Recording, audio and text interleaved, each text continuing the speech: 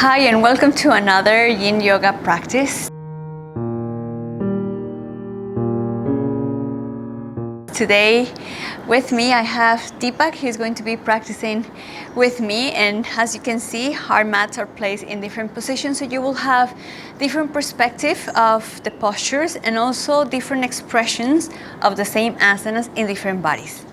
Today we're going to be doing stretches and poses for the entire body. So we are gonna start from the toes going all the way up to our head. For this class, you may need 2 blocks. Remember, at home, if you don't have blocks, maybe 2 thick books.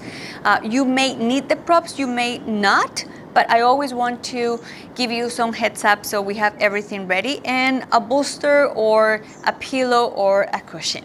So take your time, look for these things. Hopefully you have them around you, and once you have found those things, you can come and meet us in easy cross or any comfortable seated position. As usual, I will have my timer here. We will be holding poses 2 to 3 minutes, and we can start now. Closing your eyes, just taking a few moments to land on this space, trying to letting go everything that has happened till now, irrespective of what time of the day you're practicing this class. Something has happened for us to be here, so let's drop any expectation. Allow yourself a few moments to feel grounded, to feel your body landing softly on the mat, perhaps noticing those parts of your body that are in contact with the floor, your feet, your shins, your sit bones. Taking a few moments to checking in your breath. Observe how your body moves when we inhale and when we exhale.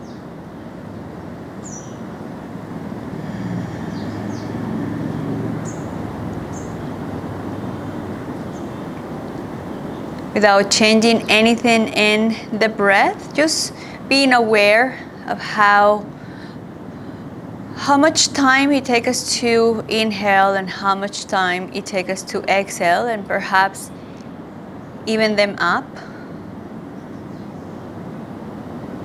The calmer the breath, the calmer the mind.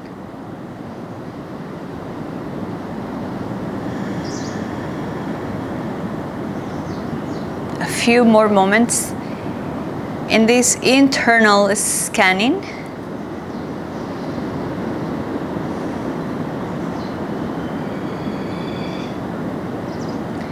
And very gently and softly blinking your eyes open. We will start with a pose that is not very popular, I would say, in yoga practitioners, because it's going to stretch an area that usually we neglect, which are the toes. So we're gonna come into this toe stretch. So I will be facing that way. So we're gonna come onto your knees and making sure that all your toes are planted on the floor. I had to help the little guy here, my little toe. And we will try to stay here for 2 minutes, perhaps closing your eyes. Resting your hands on your thighs. So we will aim to have our hips on top of our heels. When 1 minute is gone, I will give you options. So we have the option to stay here, plant your hands on the floor so you can move forward to release some of the tension, or perhaps placing your hands behind you, increasing the stress that we are giving to our toes. As I said, it's not a very popular pose, but we want to give also some space to the fascia of our feet. They lift way too much in our shoes. So let's stay in this discomfort zone for a moment. 1 minute is gone. options to stay here, option to move your body forward, but keep the toes in the same position. This will only release some of the pressure, or moving your hands back to increase the pressure.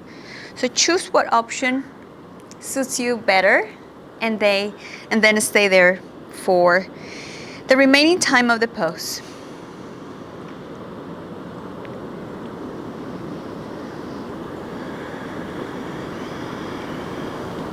Observing, hopefully without reacting. It's quite common in our lives to react instead of only observe.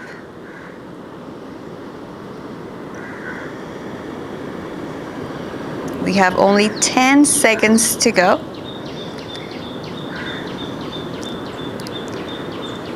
And softly, mindfully, start moving your torso forward if it wasn't there already, and let go of the toes, planting the dorsal of your feet on the mat. No need to tap. It's quite very often, especially in vinyasa classes, when they also do this stretch, in the moment they release the pose, they start tapping against the floor. From the yin perspective, I wouldn't advise to do that. We don't want to go from yin to yang. So just allow your toes to release the stress, see how they feel.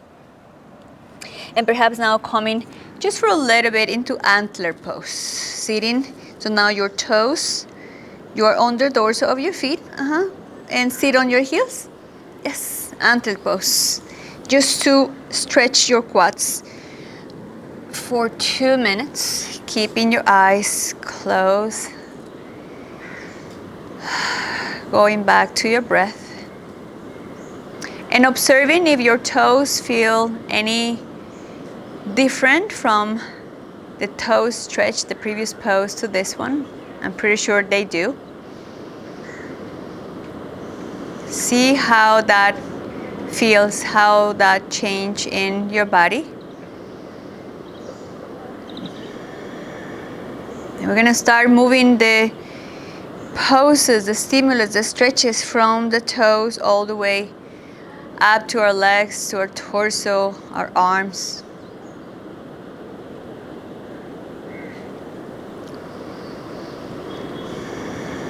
Feeling your body going heavier and heavier against your heels. Finding those space of silence to come inwards.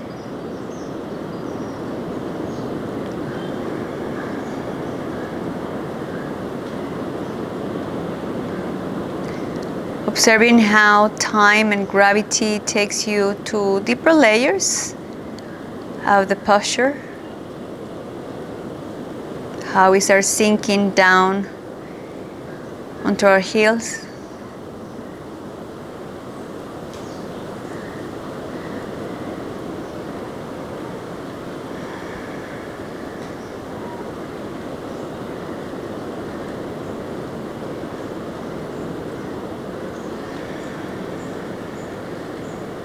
Only a few more seconds to go before moving to the next pose, to the next shape, to the next posture.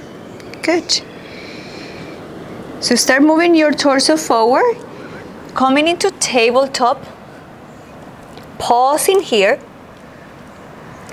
and this will take us to our next pose. I'm just going to move my blocks here so you can see what is gonna happen. So we're gonna come into quarter dog, which is the asymmetrical version of melting heart. We're going to keep our hips on top of our knees.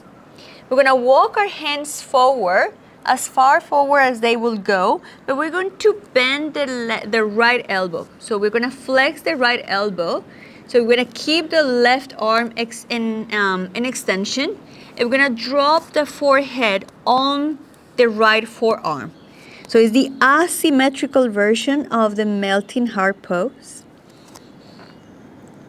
When the poses are asymmetrical, meaning the one side is doing something different than the other one, is a little bit more accessible for the body to stay there for longer periods of time. So today we're doing 2 minutes in the asymmetrical poses, 3 minutes in the symmetrical poses.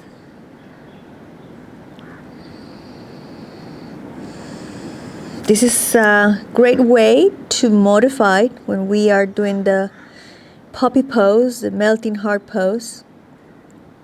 We can modify by doing this, or we can use it as preparation for the symmetrical variation of this pose. Here we're moving the stress from the toes to the knees, to the hips, to the spine and shoulders, working our way up to our head, going through the entire body.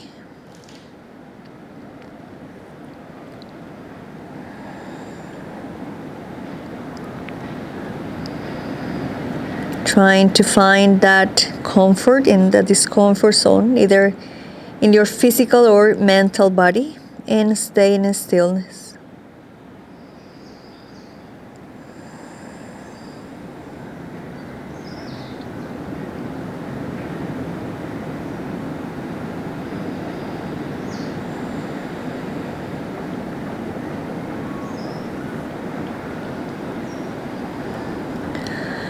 Gently, we're going to start moving our torso back into tabletop.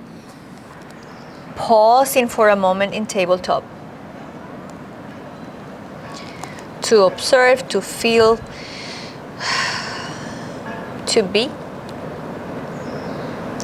before moving into the other side. So again, be mindful that your hips remain on top of your knees, moving your arms forward, and this time flexing your left elbow, resting your forehead on the forearm and allowing your right shoulder to melt down. Your armpit is moving down towards the floor. Your torso, your chest is moving towards the floor. Feeling how the anterior part of your torso, the front of your torso, starts opening up while we compress the posterior side of our torso or spine.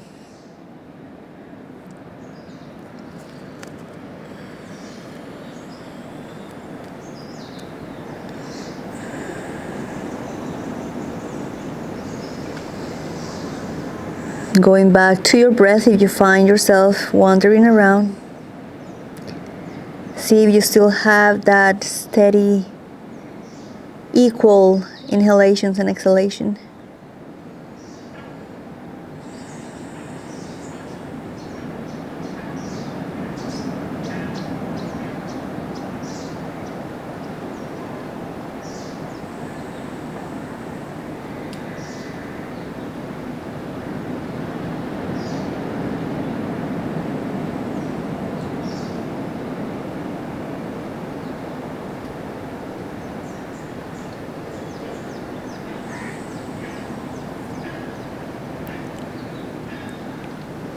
We have 30 seconds remaining. Try to see if you can let go, feeling your body heavier and heavier.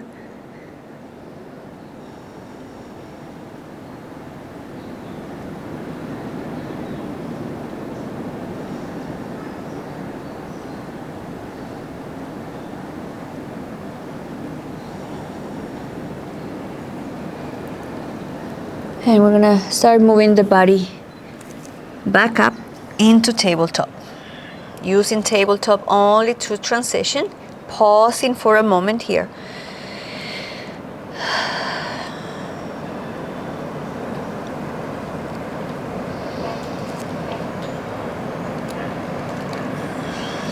Now we're gonna move our body all the way down to the front of the mat, coming into another back bend.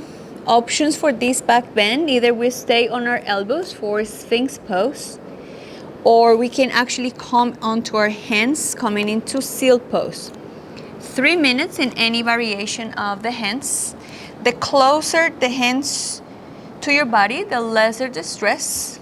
the farther away, the lesser, the closer, the greater. Glutes are soft, legs are relaxed. We let go in the abdominal area, allowing the lumbar spine to keep moving down, compressing. We're compressing the back part of the vertebrae. You can keep the eyes closed or finding a focal point in front of you. Your neck aligned with the rest of the spine, or maybe dropping your head down, whatever suits your neck.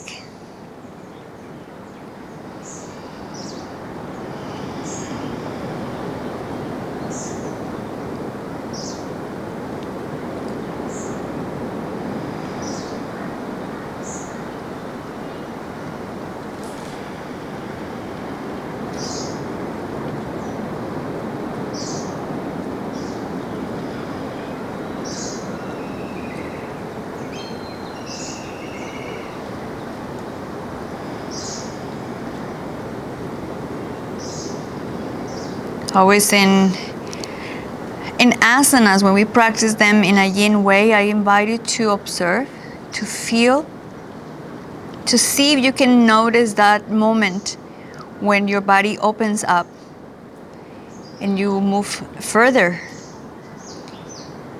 Your tissues are giving way to the pressure that we are applying. We're sinking deeper and heavier in the pose. We have 1 minute remaining. You can choose to stay wherever you are.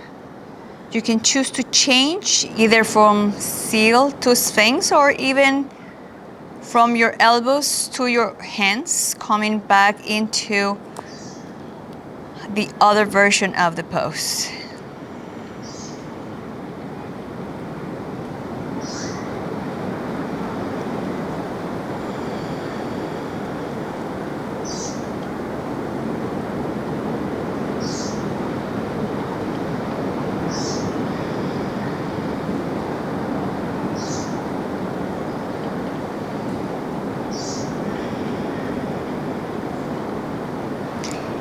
And wherever you are, we're gonna drop our torso down, making a pillow with our hands, resting our forehead on our hands for just a moment.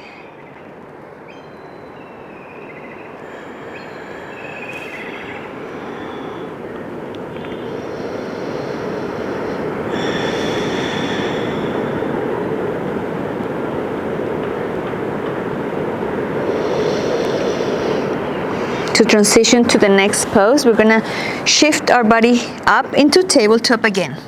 So here's when you may need your blocks, you may not need your blocks.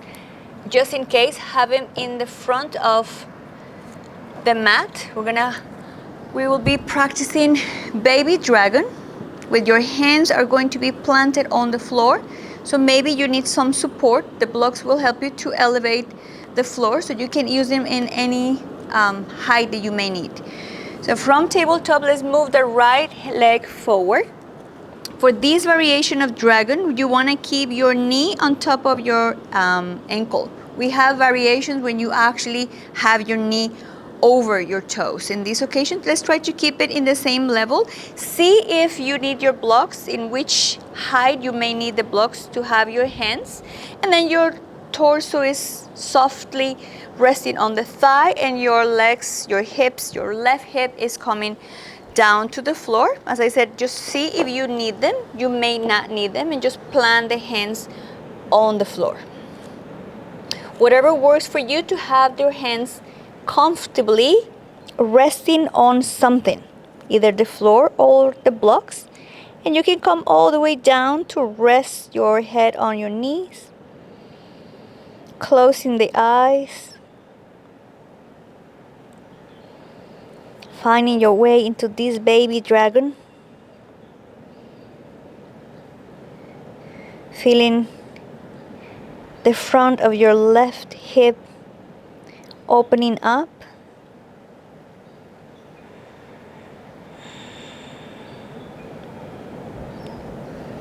Observing if we are holding onto something and letting go, relaxing the glutes, the legs. Just using those muscles that help us to stay in the pose and letting go, relaxing the rest.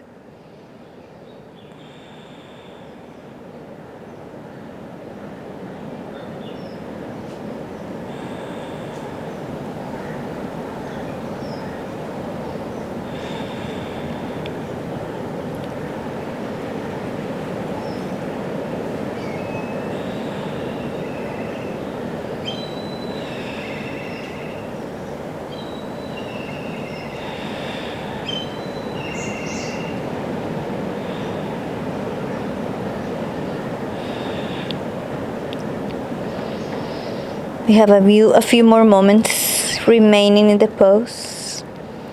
Try to see if you can stay in stillness.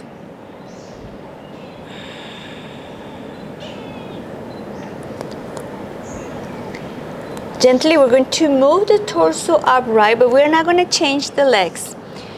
Maybe for this one, you may also need the blocks. You may not. Let's see what happens. We're gonna shift the body weight back. So we're in this half monkey pose to stretch and to lengthen the back of the leg. So again, hands can be on the block and you rest. You don't have to sit all the way down.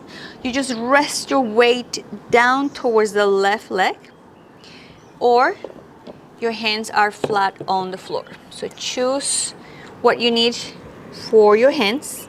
And then rounding the spine, being heavy on top of your right leg. We are aiming to stretch the back of the right leg, but keep it soft.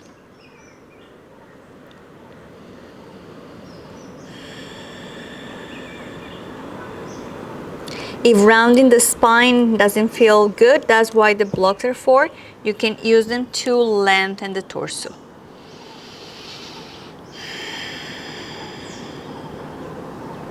Whatever works. In yin, we use props in order to be in the pose for longer periods of time in stillness. So they need to support the pose. We don't let go the pose into the props.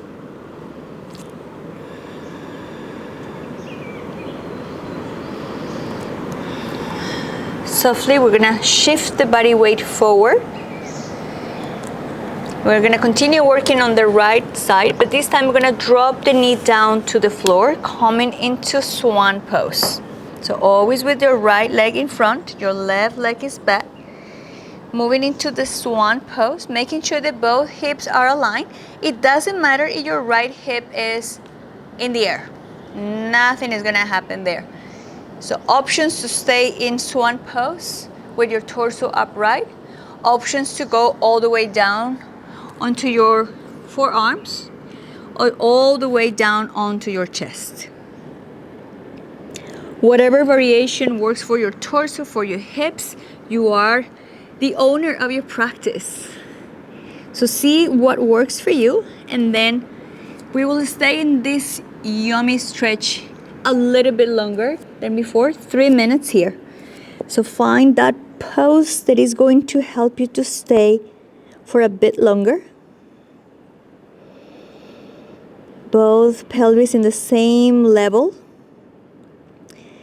to avoid shifting to one side or the other one. And that space, I have said this many times, that space that we have between the sit bone and the floor is the space the gravity has to take us deeper into the pose. If the knee is not very happy, just change the position of your foot, maybe a bit closer to you or a little bit further away, your knee more to the center or to the outside. That will change what you're experiencing in your knee.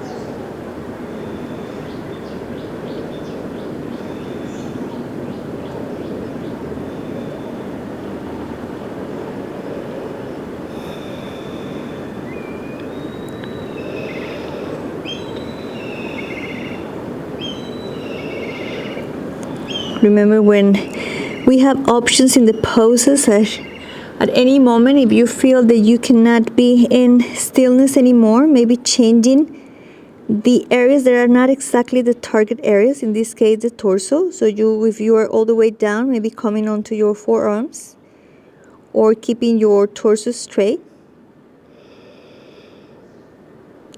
and then stay there for the remaining time of the posture.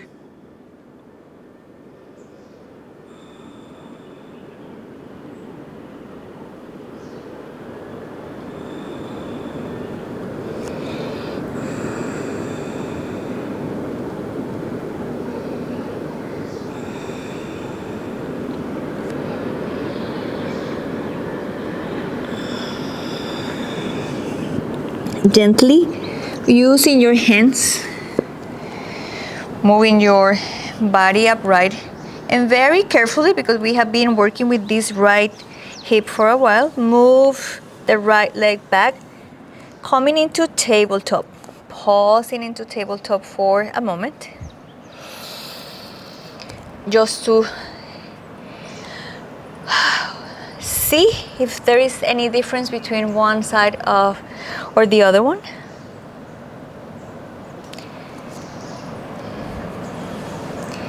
Have the blocks with you, because we're going to move into the dragon pose. If you were using them before, just have them in the front of the mat, just in case. We don't know what is going to happen with the other leg. So start moving your left foot forward.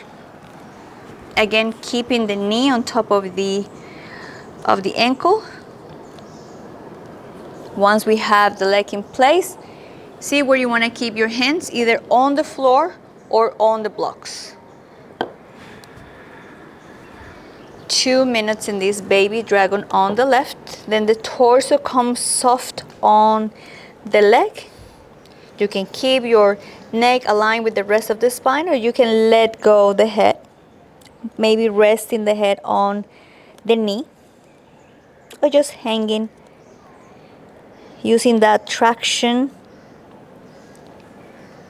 to release any tension in the back of your neck.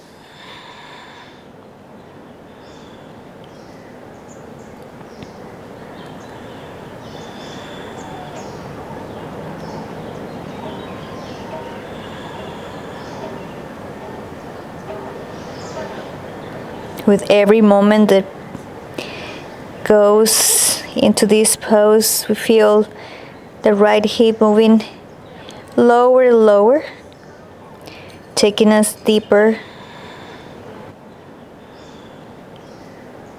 Bring the blocks with you in case you need them for the half monkey pose, when you start shifting your body weight to the back leg. Lengthening the posterior part of your left leg.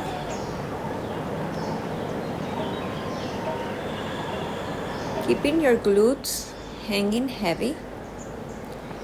You can go all the way down to the floor. You sit a little bit upright. Torso can be straight, or you can let go your head and round the spine. We will be here only for a minute.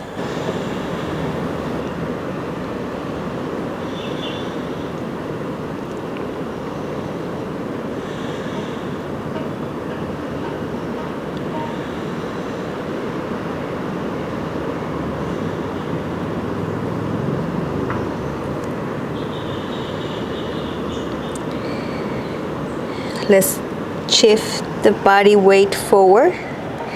We're gonna keep working on this leg, but this time we're going to drop the left knee down to the floor, coming into our swan pose.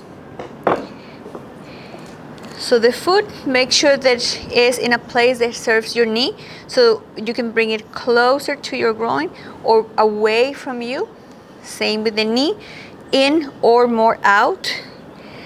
That is going to prevent our knee to hurt. And once you're there, you can stay on your hands, on your forearms, or all the way down to the floor. 3 minutes in the sleeping swan position. You can bring your hand to your sacrum and make sure that both pelvis are in the same level, in the same position, so we are not dropping to any side. And then placing your hands above your head. You also want to have some compression in the arms.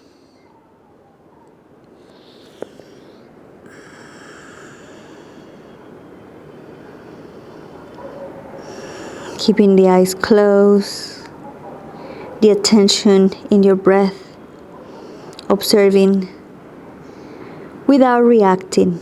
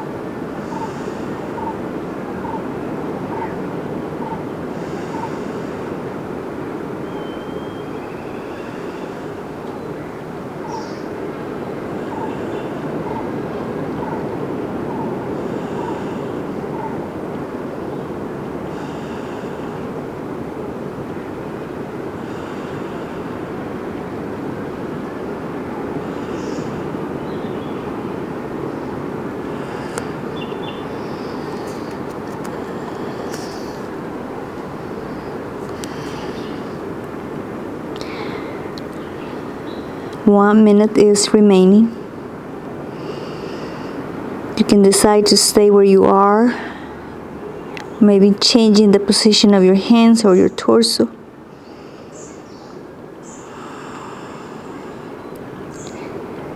Any variation that will help you to go through the remaining time.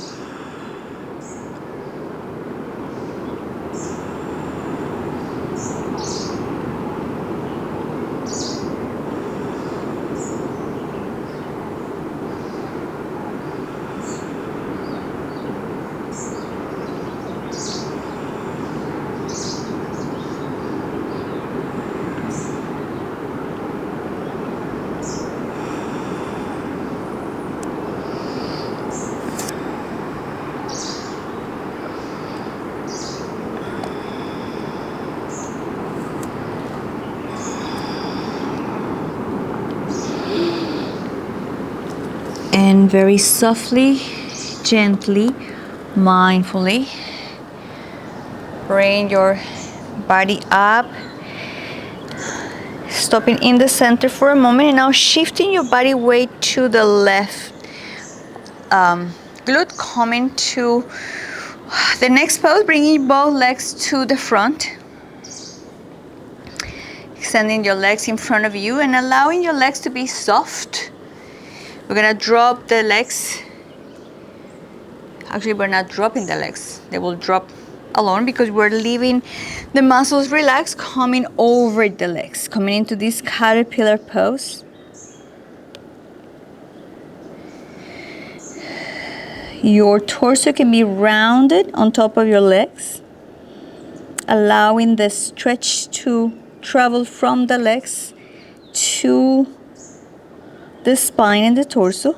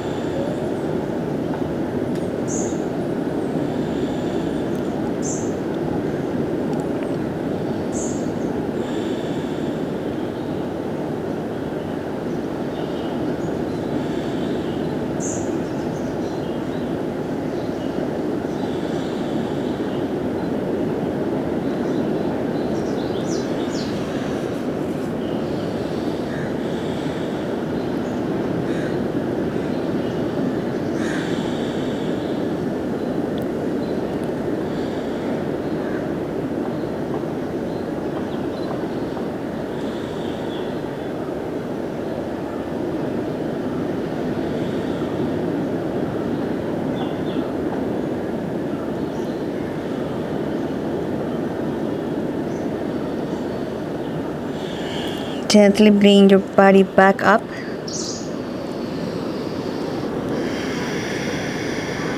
Stopping for a moment.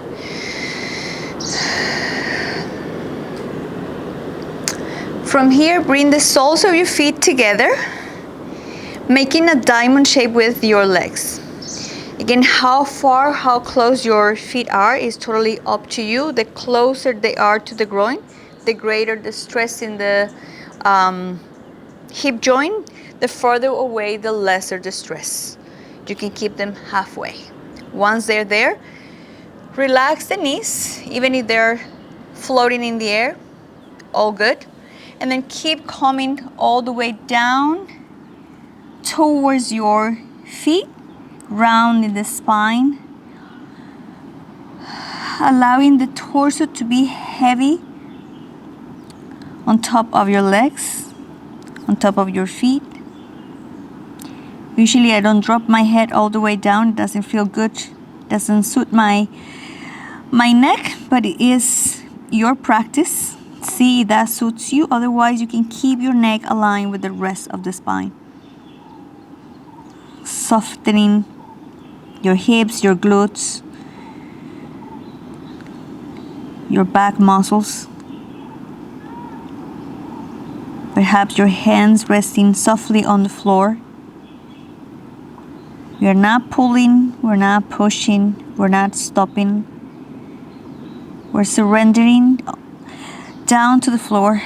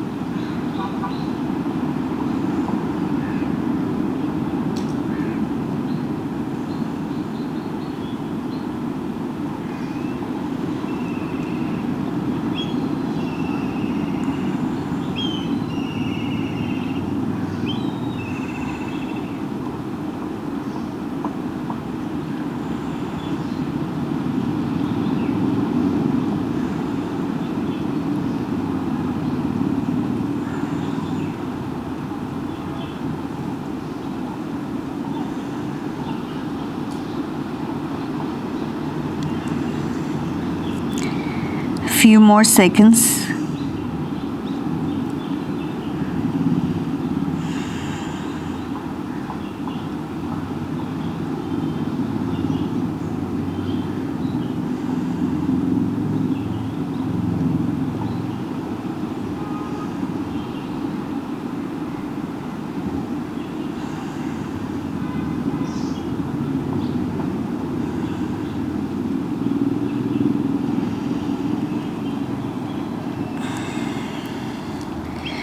Using our hands, we will come up. Pausing here for a few moments, observing how you feel in your lower back. So bringing your back, bringing your torso upright. Observing how we feel. For the next few poses that we have, we may need, actually we will need the bolster, because we want to bring our, we're going to elevate our pelvis on the bolster. So we're going to close the legs. We're going to start coming all the way down. I'm going to turn around because I have the sun in my face. It's almost sunset time. So maybe, Deepak, you can also turn around so the pose is visible from a different angle. So just, there you go. We're gonna have the bolster with us, and this is to prop our pelvis.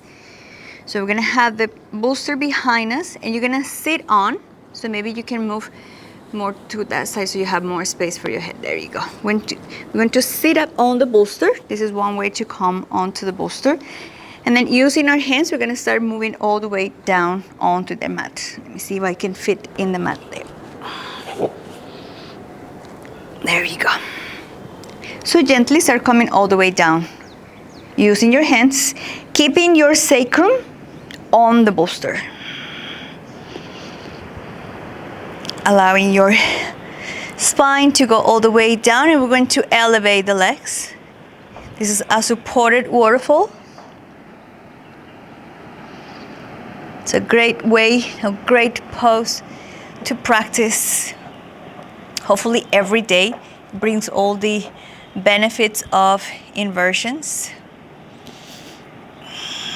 in a more supported, passive, restorative way, less active than we normally do our inversions. Keeping the legs soft, closing your eyes, allowing the bolster to elevate your hips so you don't have to actively sustain anything.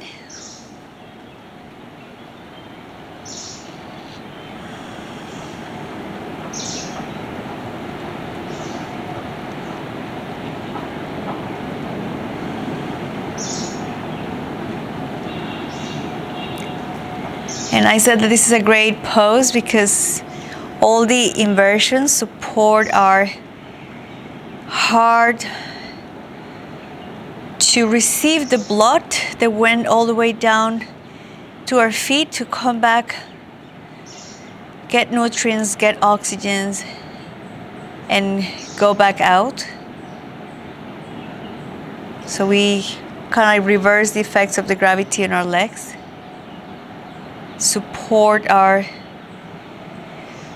systems to move the prana, move the energy, move the blood, the water, the nutrients in a more efficient way.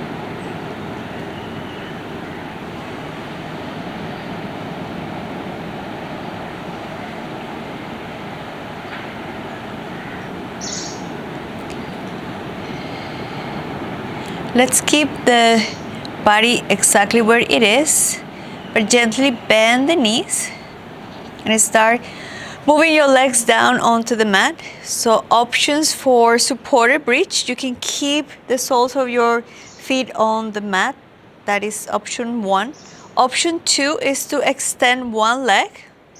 Do it into an asymmetrical variation, so one leg will remain flex, the other one will remain extend, or you can let go of both legs on the mat, keeping only your hips elevated. Your hands can rest softly on your belly or the sides of your body. I'll let you know when we are halfway through in case you decided to extend only one leg.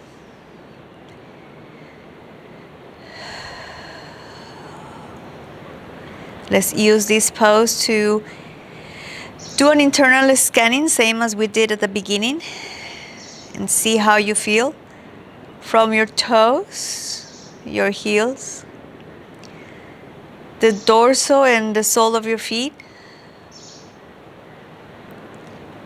your shins, your calves, your knees, your thighs, your hamstrings, the glutes, your lower back, abdominal area, your chest, upper back, the front and the back of your neck, your shoulders, your arms, your elbows, your hands, your fingers, your face, your forehead, the back of your head, your crown.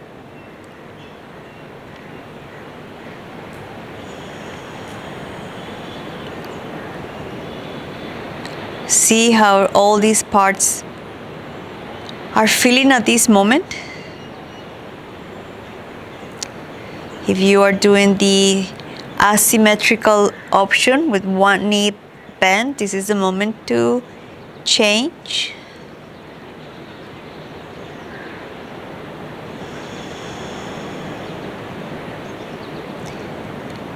Scanning also on your mind.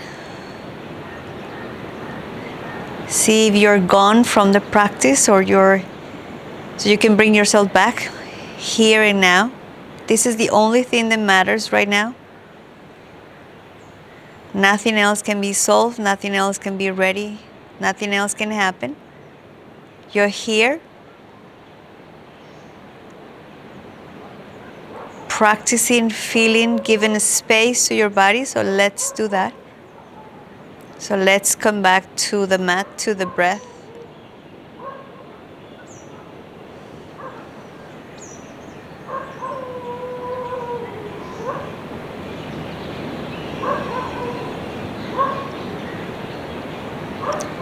We have only a few moments to go in this supported bridge.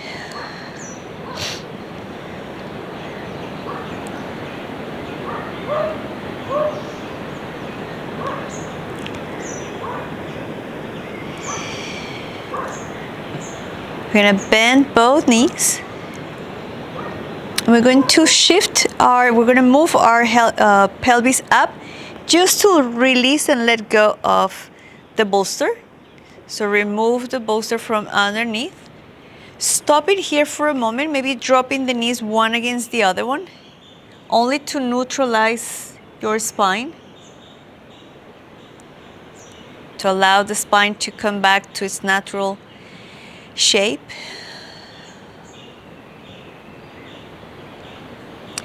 And from here, coming to happy baby. Grabbing the outside of your feet or the inside. It's the only difference is what happens to your shoulder joint. So if we grab the inside, your shoulders are in an internal rotation. If you grab the outside, they are in a more neutral position. So I usually prefer to grab my feet on the outside. Your bum can come off the floor. We are not pulling, we're not actively pulling our feet down. Actually, the weight of our arms and the gravity are the ones pulling our knees closer to the floor. Allow your lower back to round, to flex as a counter pose, as a counter movement of the previous back bend.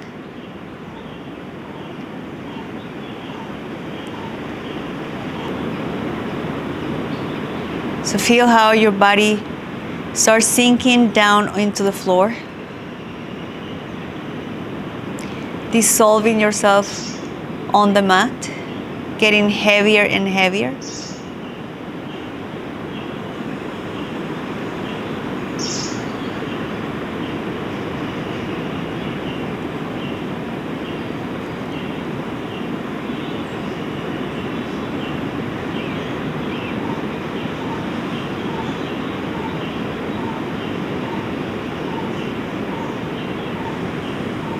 A few more seconds in this happy baby.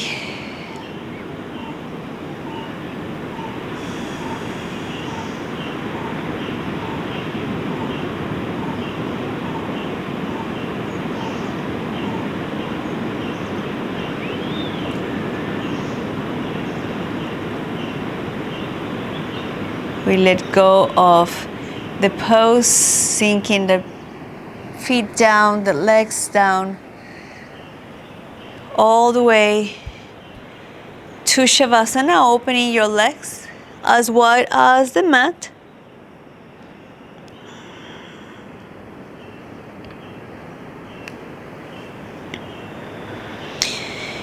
Keeping your arms flat on the floor, palms facing up, shoulders relaxed, hips heavy.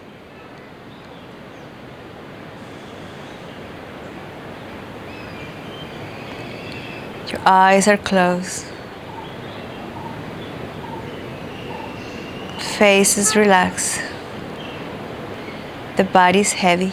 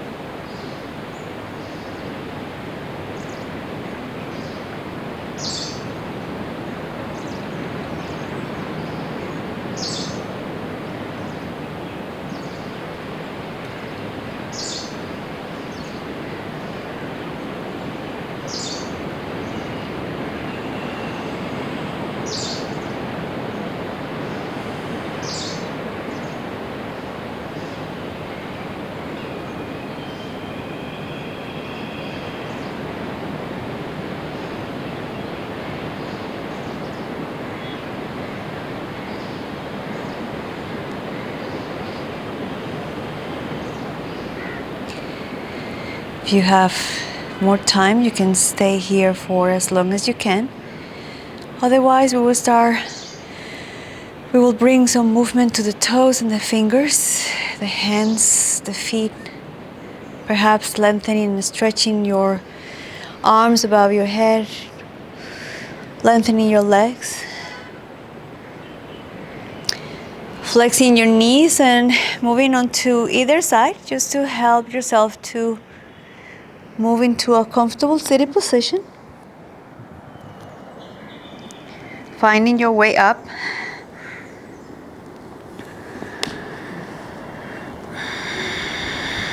Taking a few moments to come back.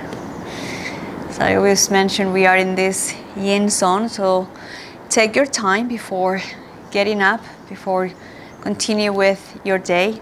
Thank you, Deepak, for practicing with me today, for showing a different perspective of the poses. Thank you for coming and practicing with us. And hopefully I will see you back here with another practice of Yin Yoga. Thank you so much. I hope you have enjoyed this class. If so, please let me know by clicking the like button down below and subscribing to this channel. Also, remember to hit the notification bell so you don't miss any new video that I post every week. And if you have any request or any comment, any question about Yin Yoga and functional anatomy, leave me a comment below this video and I will be happy to reply and to create content about it. Thank you so much, and I will see you very soon.